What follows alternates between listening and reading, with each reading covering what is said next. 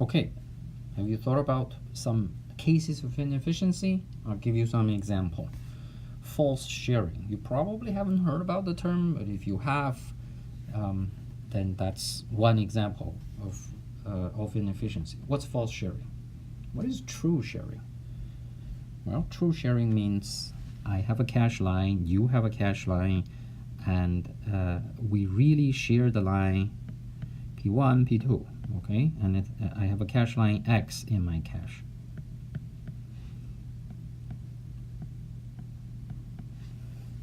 We're sharing it. You're writing it, I'm reading it.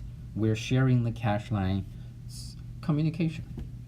So when you write, I need to invalidate mine, and I have a miss, okay? That's real communication. So the sharing is genuine. The cache miss as a result of it is fundamentally, intrinsically necessary. Okay? That's how communication is really accomplished. But imagine this. You're using X, I'm using Y. That's it. The two threads or two processors each touch different part of the cache line. It just so happens that they are mapped, the two variables are mapped to the same cache line. Now the two processors will shoot down, let's say they keep on updating their own variable, X equals something, Y equals something on this side each time, because the granularity of cache coherence is the cache line level. So we're not gonna waste energy, worry about keeping track of every byte. So we have to shoot down the entire line, even though there is no true communication between them. And this phenomenon is called false sharing.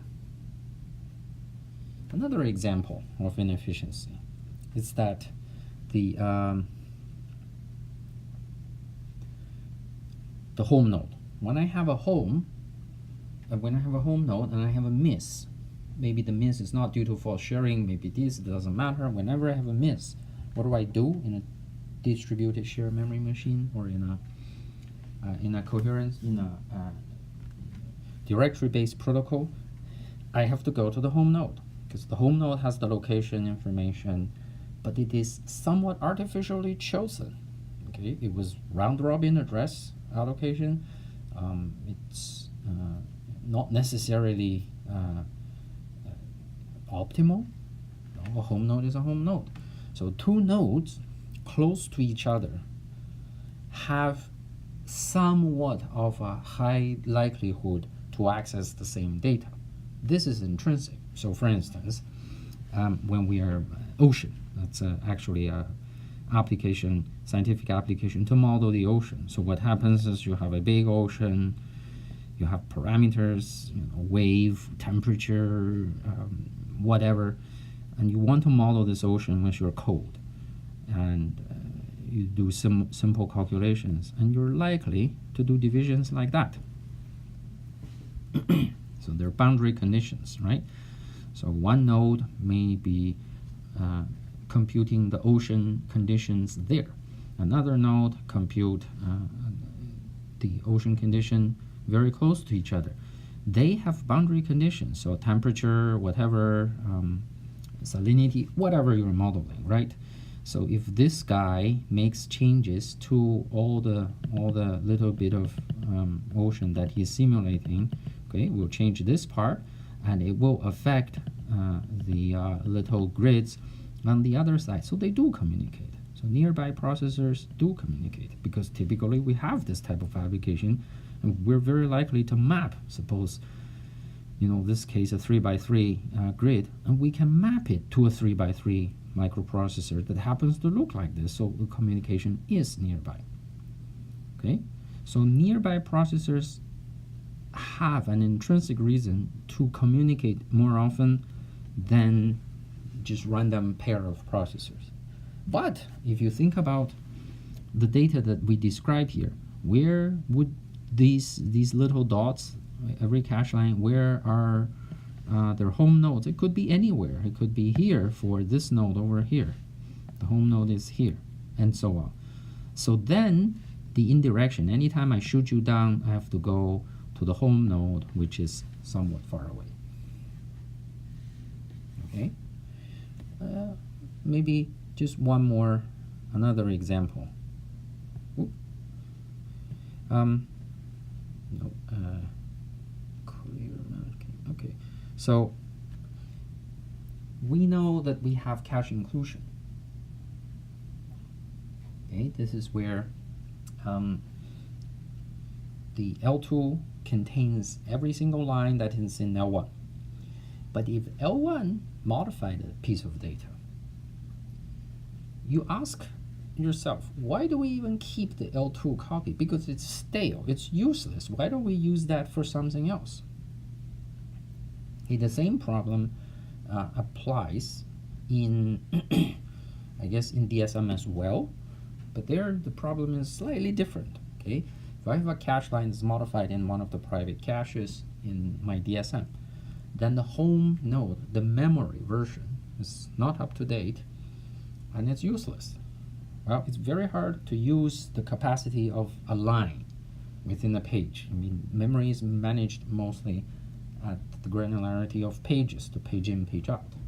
Okay, so it's very hard to utilize it. You just have to take it, the loss. Furthermore, usually there, your cache collectively is a much smaller proportion than your memory. So wasting a few lines, that's dirty, it's not a big deal. You lose 1%, 2%, whatever, of your capacity.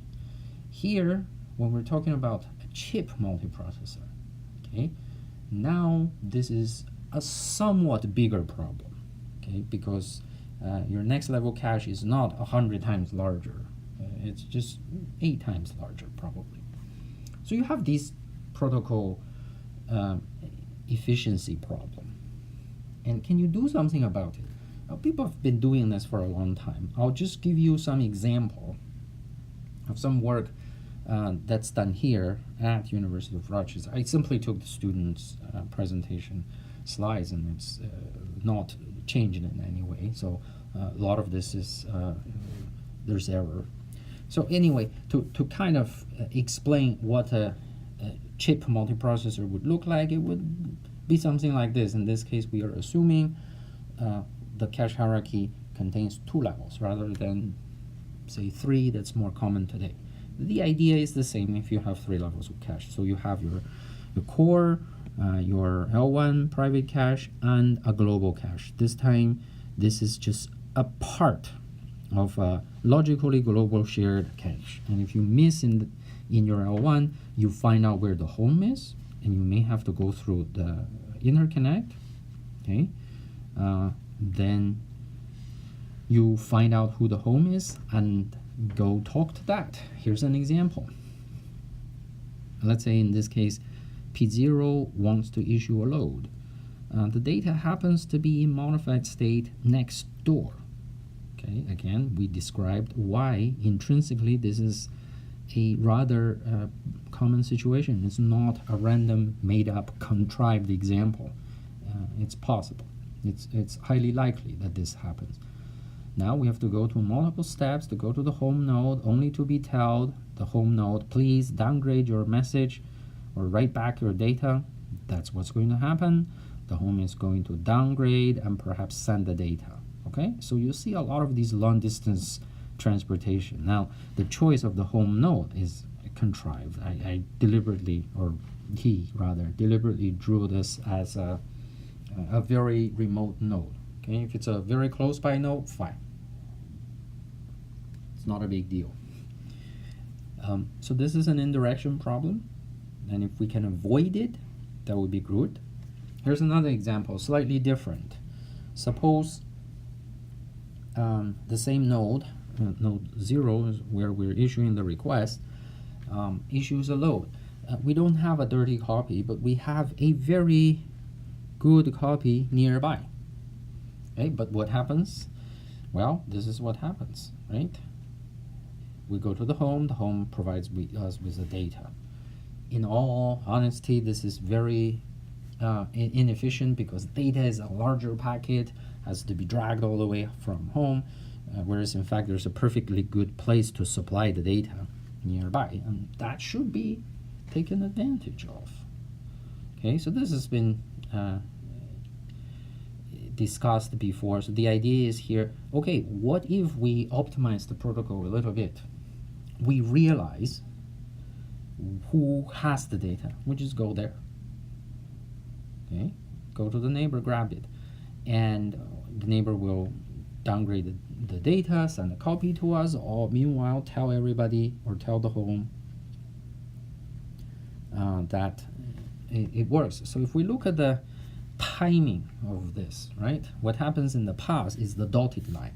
We have to go to somewhere remote, and the remote node needs to access the data from, quote, memory, and in this case really that's the globally shared thing. Is not DRAM memory, main memory, it's the cache, but it's an L2 cache, it's a lower level cache, lowest level cache. It takes slightly, it takes some latency to access it, and it needs to be, and we realize after accessing the directory, we don't even have the data, so the request needs to be forwarded to the node who has it, which can access it from its slightly faster cache because it's private L1 cache, provide the data, and write back. This is what you do before. Okay, so the timing of the instruction, the wait is this long. Okay, this is what you do in the old scale. But if now we know who's there, we can go to a much closer by node and sacrifice or go through a very low latency access and get the data, and then in the background we can send notification to the home to update. So all of that is done much sooner, so latency benefit is also non-trivial. Okay, you will reduce latency, and of course you have to have acknowledgement to make sure all the timing is right. That's the detail that I won't get into, but how do you do that? How do you know your neighbor has it? It turns out it's not that difficult. Okay, this is especially useful for producer-consumer type of data. You keep on getting invalidated by someone.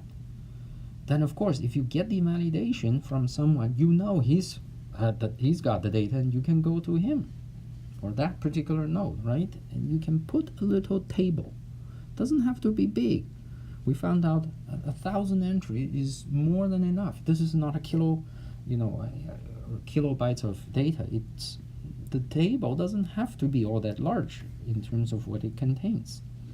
Okay, so we need to know who's the predicted data and what the state might be. Okay, to differentiate between the data, you really only need log 2 m bits, m being the number of processors. So you can do that.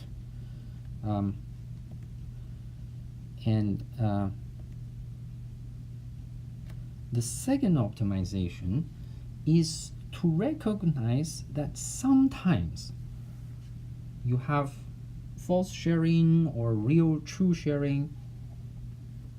Bouncing cache line is not a good idea.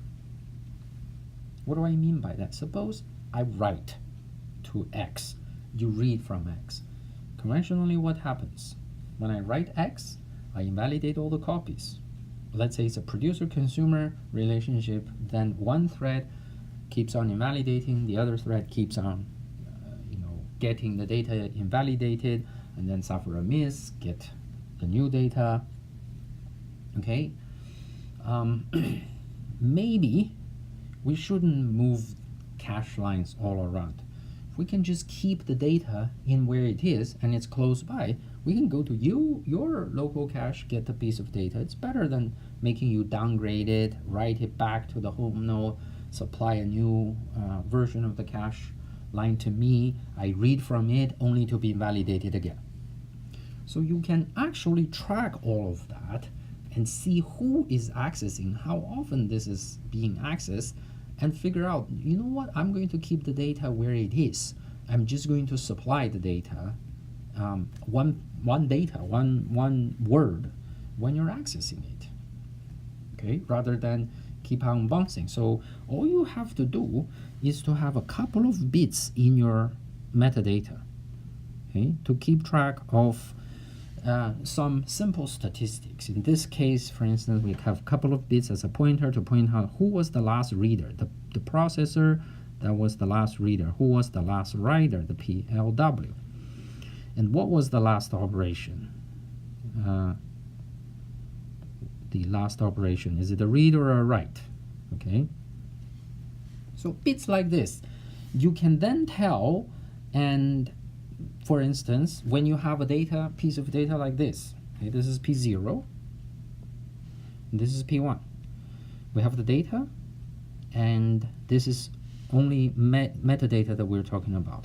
We used to have the tag, a state. Now we added a couple of bits. You know, what is the last writer to the processor? What is the last writer to the cache line? What is the last reader to the cache line? What was the last operation? Okay? From this we can see, oh well, the last reader and writer are the same.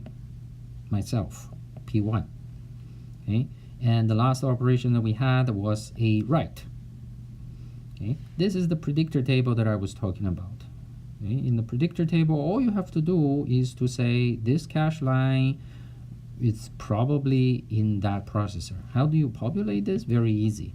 You see, we have a modified state. So at some point in the past, we invalidated that cache line. It was there. It was drawn. You know, you can imagine this A used to be there. It used to be in shared state, and then too bad, it's being invalidated. And when we get the invalidation message, we will update the predictor table to say, okay, this cache line A is really in node 1. Good. Now, suppose we have a read, local read. It's a miss. We don't have it because it's in invalid mode. Okay, we don't have it. So what? We check our table. The table right here, I don't know why, but right here, okay. Oh, let's go and read. When we go and read, we don't supply the cache line. Conventionally, we're supplying the cache line. In this case, we say, no, don't do that yet. Let's see who was touching it. Well, from this stat here, we know that the last time we were holding the data, the very last one is us. So maybe we are just as likely to touch the data, to write to the data, than you are to read the data. So instead of supplying the whole cache line, we'll just supply the data in place. Now it's more complicated than that, but that's the general idea. We allow you to read. We give you the data, but we don't put it in. It's an in-place read. Okay, we allow you to read the data. This time we remember it. We say, okay, the last access was a read. That's the 0. And who read it was this guy, node number 0. Okay, so if you come back a second time, now that I know you've already read it, because it was you read it, then I maybe say, okay, maybe you're right, I'll give you the cache line. It's a heuristic. It doesn't mean it will be good all the time, but if you have producer-consumer pattern that one guy writes, another guy reads, and one guy writes, another guy reads, and it's reading one word, writing another word, reading one word, writing the same word. If we're doing that, we might as well do in-place read, and these are the heuristics for you to detect that you have this pattern.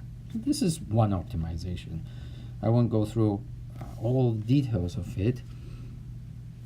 Maybe very quickly show this. You should take all these evaluation with a little bit grain of salt. Okay, it's this particular application on a particular platform, so it doesn't mean it's always good. It's just in those kind of application, we found that there is some speed up. It improves performance, sometimes a lot, sometimes very little, but in general it's very good. And especially you have some special type of micro benchmark, producer consumer, migratory, which I didn't explain. The speed up in those micro benchmarks can be significant. Okay, so it helps in some cases. And it saves traffic as well. We reduce on-chip bandwidth because we're not moving, we're in general talking to neighbors, we're not going far away to home node as often as in the baseline, so there is a normalized packet hop count reduces quite a lot, which obviously will save you energy as well. So to jump a little bit ahead, there is another piece of optimization that's the second piece of work, which we call that decoupled and delegation. So what's decoupling? This goes back to the cache inclusion notion. Sometimes we have the L2 or the last level cache holding a line that is useless. It's out of date. So then we break this logical binding with data and metadata. We allow you to have more metadata, but not necessarily to have the same number of data, because data takes more space. And if you have a piece of data that is out of date, then you don't need the data segment. Why don't we use that, do something else? In other words, why don't we pretend to have more cache ways, but not have enough, not have the same number of cache ways as we do have space for the data part. We have, let's say, 16 ways. Conventionally, that means 16 metadata elements and 16 data elements. Now, if we have, let's say, 20 metadata elements, that wouldn't increase your cache space by a lot. Your transistor footprint by a lot, because metadata is really small. But then you might have the effect of actually having 20 cache lines, 20 ways. So that's decoupling. Delegation says this. Remember we griped about the home node is artificially chosen by address interleaving, and therefore it may not be the best place to handle. How about we let the right node to handle?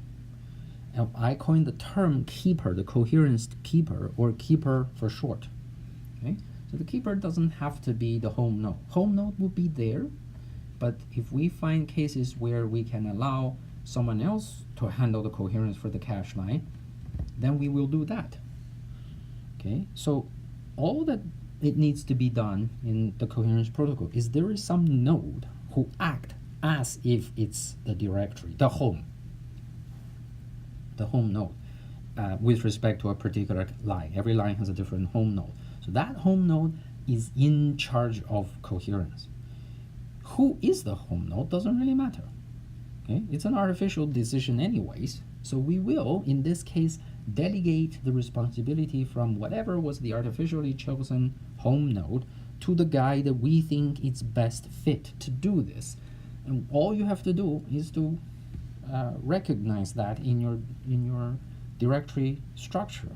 So if a request comes to the directory for that line, the directory says, oh, you know what? He is now in charge. Go to him. Just one more direction. So how does this work? We'll skip all of that. Here is that predictor table that we already had in the earlier work, which is we know who might have the data. Next time, instead of going to the home, we try to go to him. Okay, so that's tracking the closest sharer. We have the access pattern information so that we can decide to read in place or not. Okay, now we're going to remember this. We have some information at the L1 node. Usually L1 only has this, your metadata, your cache tags and states and whatnot, and that's it. Okay, now we give you extra space to keep track of sharers. Why? So now this L1 can serve as the new directory or new coherence keeper, or the new keeper. Meanwhile, more metadata for any cache block or for any cache set. Sorry, yes, for every cache set. So when we have a cache line that no longer is up to date because it's modified in an L1 cache, we give up the data, we grab one of those standalone metadata, and then we have more capacity. So that's all the changes needed. And in fact, if you say, well, that's adding too much space, you can even get rid of one cache line. How about, instead of 16-way data, 16-way metadata, you build 20-way metadata and only 15-way of data.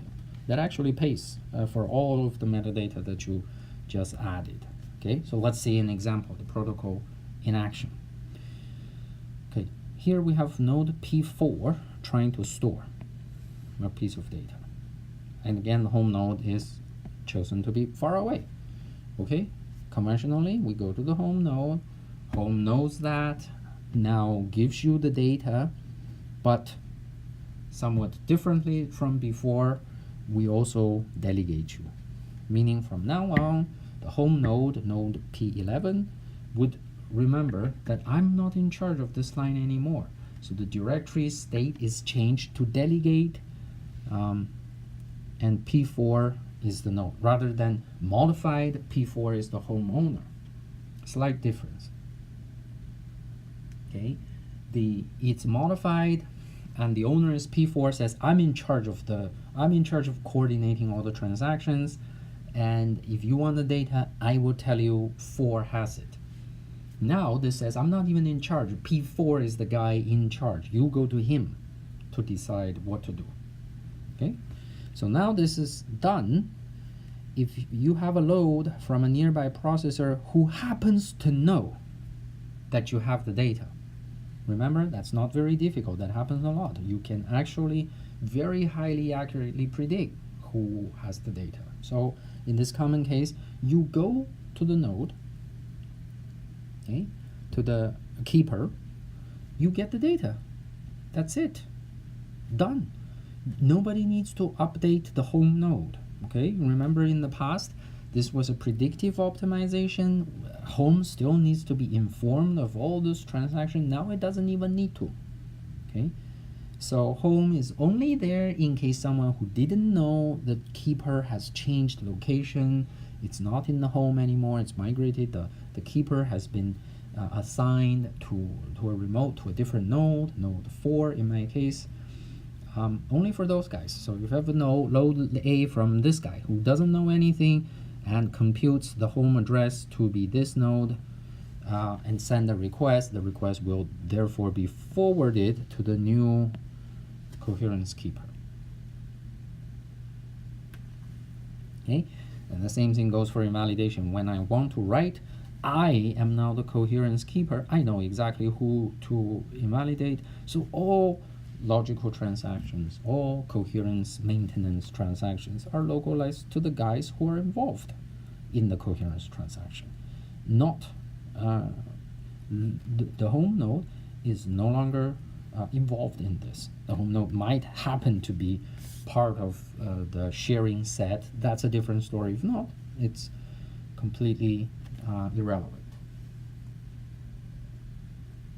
Here's the metadata that I was talking about. So normally you would have same number of meta. If you have a 16-way associative cache, right, it's the same number of metadata as data. Now we added extra ways of data. So we have extra way of metadata. Okay, so for some of the way we have data, metadata, regular cache, and if a cache line is being delegated, in the case that we were talking about just now, the home doesn't even need to keep a data. All it needs to keep is this metadata to say the coherence is now delegated to node something something. Now, if you look at the performance, this is again some set of application that you compared. We see that what we did is this. We have our decoupled and delegated cache. That's what DD cache stands for. And we have 20 tags and 16 data ways. Okay, so you can see by adding a little bit of tag, we have better speed up. This is the geometric mean, so slightly better than the one next to it, right? That's the capacity benefit. It's not a lot, but it's sort of almost for free. And the other benefit, the speed up, the rest of the speed up is because now my thing is more efficient. I'm delegating the responsibility. I'm not going through a thicker bureaucracy as before. And this also saves me some transaction. This is the effect on L2 cache, but this also saves a lot of traffic. Okay, so if I start from the baseline and traffic is 100%, I save the sum. In one design, the earlier design, now I save even more. Okay, because this is even more improved, optimized than the design before. So these are protocol optimizations. Okay, we got rid of the rigid go to the home, do this thing by flexibly assigning who gets the data, and in some cases we can even improve the locality, and sometimes this is done speculatively, just predicting, and the home node is involved. Other times we might as well delegate formally the responsibility of keeping coherence, right? So all of this is trying to do some of the thing that COMA tried to do, which is to not suffer from unfortunate assignment of home node. Okay? In this particular case, we did just that. Okay, so it improves performance, reduces cache miss because of better use of the resources. So these are the things you could do. Okay.